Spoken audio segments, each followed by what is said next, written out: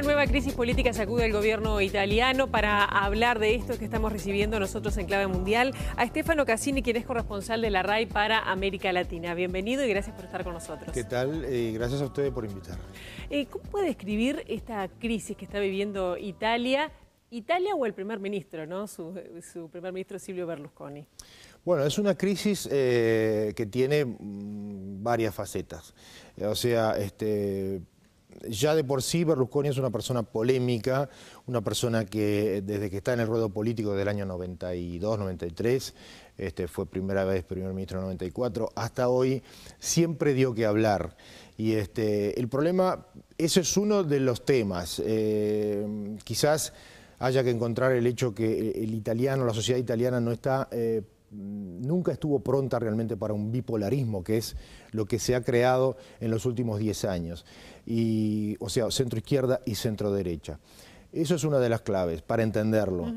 Otra clave es la crisis europea, muy fuerte, ha golpeado mucho, entonces las debilidades obviamente salen más fuertes en los momentos de crisis.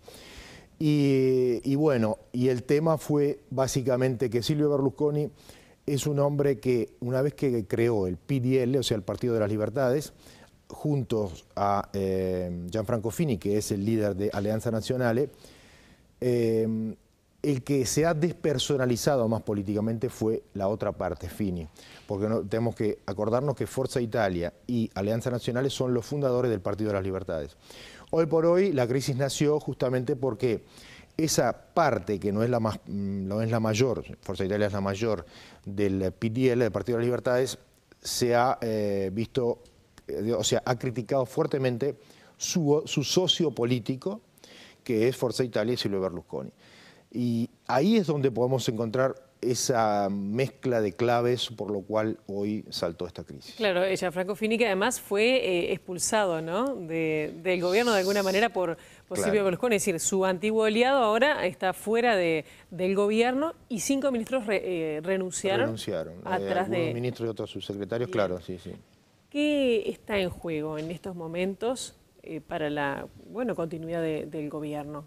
Muchos de estos 5 políticos. Sí, 18 de diciembre tenemos la fiducia, o sea, la confianza en el Parlamento. Ahí va a ser, digamos, el examen más importante, drástico, de este gobierno. Todo ya se está hablando en Italia a niveles políticos, sociales, que en marzo va a haber elecciones. Elecciones anticipadas. Elecciones anticipadas. Y algo como que creo que la historia nos enseñó desde que se creó la República Italiana en el 46, que los gobiernos en Italia duran poco porque justamente, inclusive ahora, duran menos quizás ahora, porque lo que hablábamos en principio, el bipolarismo no funciona en una sociedad donde cada uno tira agua para su molino, y eso es un poco lo que va a pasar. El 18 de diciembre todo hace pensar que cae el gobierno y va a haber elecciones anticipadas. Las interrogantes son muchas y lo que está en juego es mucho. Claro, ¿quién gobierna mientras tanto? ¿Quién está gobernando en estos momentos Italia? ¿Qué riesgo hay de que efectivamente, decir, uno piensa en Uruguay, elecciones anticipadas es como, bueno, ¿no? Asustaría un poco. En Italia no asusta. No asusta. No asusta. Digo, no hay riesgo de gobernabilidad, de cómo siguen las instituciones, no hay riesgo institucional. No hay ningún riesgo institucional, porque Italia tiene un mecanismo político quizás bastante interesante, que prevé justamente las crisis que son continuas. Si nosotros pensamos que Italia del 46 hasta hoy son 50, 60 y pocos años, tuvo como 100 y pico de gobiernos, vemos que no duran los gobiernos. O sea, porque el sistema es así, el presidente de la República es una garantía institucional, es una especie de rey, entre comillas, y es el que decide sobre la institucionalidad, o sea, cámaras, Senado y Suprema Corte de Justicia. El presidente del Consejo de Ministros es el que manda, o sea, pero para simplificarla, una vez que hay elecciones, la alianza o el partido que gana le propone al presidente, ya se sabe por anterioridad, quién va a ser el primer ministro. El presidente tiene que dar la autorización. Y una vez que dentro del Parlamento haya una parte de esa alianza que se separe, se cae el gobierno. Eso es muy simple. El presidente llama a elecciones anticipadas y se vuelve a votar. No hay ningún tipo de riesgo institucional porque el presidente de la República es también, como en los momentos de crisis, el presidente de Italia, y Italia tiene, desde un punto de vista justamente institucional, muy firme todas sus variables. ¿Qué proyectos le quedan pendientes si, en caso de recibir una censura, Berlusconi a llamarse a elecciones anticipadas? Porque en realidad en los últimos días también recibió, en el medio de la crisis, un espaldarazo al aprobarse un proyecto de su autoría, ¿no? Digo, con respecto sí, el tema, digamos, podemos dividir un poco lo que es la dinámica parlamentaria con lo que es el gobierno. Lo que podría ocurrir, que también es una tercera opción, porque en Italia, eso es lo que trataría de explicar, en Italia siempre hay muchas opciones, como quizás es el país que tiene más leyes, o sea, es una sociedad que se nutre de incertidumbres, pero vive y convive dentro de esas incertidumbres. Entonces, puede pasar que cae el gobierno, puede pasar que semicae, o sea que no todos los senadores, porque en el Parlamento, en la Cámara de Diputados, la ventaja que tiene, digamos, Partido de la Libertad de Berlusconi es bastante grande, no tiene problema.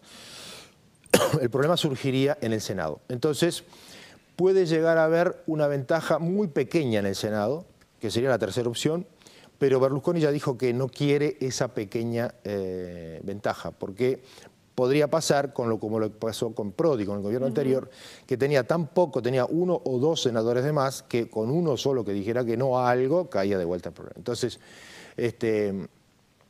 yo creo que probablemente caiga el gobierno de Berlusconi, pero todo lo que pasa es que el Parlamento funciona de una parte y el gobierno de otra. Lo que sí agravó la situación, que el presidente de la Cámara de Diputados es Gianfranco Fini. Entonces es su aliado, que ahora no es más aliado. Entonces ahí es donde se creó la grave crisis. Claro, y puede pasar que haya elecciones anticipadas porque antes hubo un voto de censura y gane las elecciones Berlusconi. Bueno, esa es una de las opciones bastante más lógicas y más paradójicas parece, sí, pero más lógica. Porque en este momento la oposición está muy débil. Hace muchos años que está muy débil. Digamos, el centro izquierda italiano en los últimos 20 o 30 años ha dado muestras de debilidad teórica, sobre todo porque se ha vuelto lo opuesto de lo que uno imagina. O sea, siempre uno imaginamos un centro izquierda progresista y un centro derecha más conservador. Hoy por hoy es al revés. Lo que hablábamos antes del micrófono, ¿por qué gana Berlusconi en Italia? Porque es el que el italiano o la italiana ve como que está en su casa. Primero porque lo ve todos los días a través de sus 3 televisores, digamos, sus emisoras privadas, y siempre en la RAI porque es el primer ministro. Segundo, porque tiene un aliado fundamental, que no es ahora, llamamos Alianza Nacional, no está más, es la Liga Norte. La Liga Norte es un movimiento que ha crecido muchísimo en los últimos años porque reivindica la parte de frustraciones del norte. El norte históricamente ha mantenido, entre comillas, el sur, que es lo que dicen los del norte. Que pagamos los impuestos y ellos no trabajan. Exacto, todo eso que habíamos escuchado varias veces. Y entonces, ¿qué pasa? Entre Forza Italia, Berlusconi y Bossi son los símbolos del italiano medio.